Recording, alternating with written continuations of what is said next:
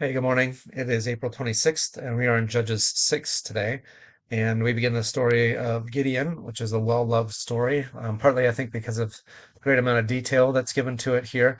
Gideon is a very recognizable character. He is maybe not so much a hero, but he is used by God, and I think that's another reason why we find him kind of typical of biblical stories.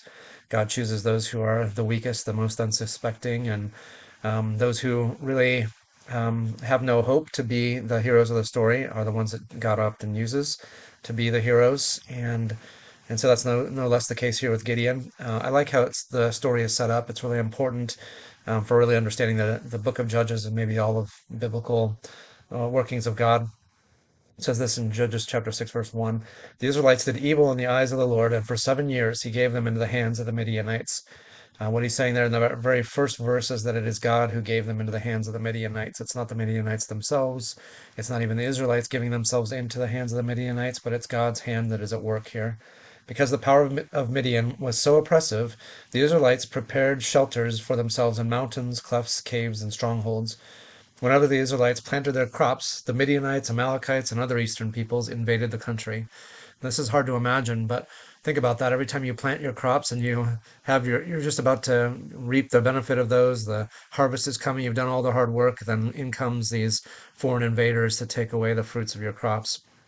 In verse 4, they camped on the land and ruined the crops all the way to Gaza, and did not spare a living thing for Israel, neither sheep nor cattle nor donkeys. They came up with their livestock they came up with their livestock and their tents like swarms of locusts. And I think that's a really apt description of it. It's just like swarms of locusts. What are you going to do about it? They keep coming in. They're going to eat everything down to the very roots and destroy all of the goodness that you've stored up there.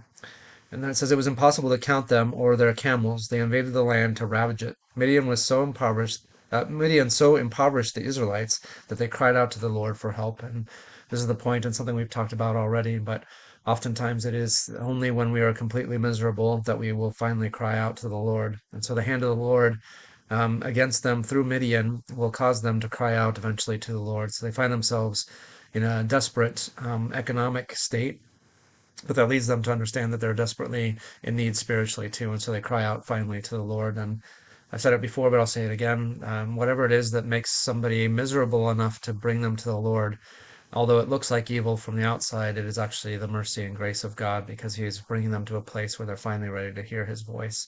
And that's where we all need to be. So that's the thought for today from the beginning of Gideon's story in Judges chapter 6.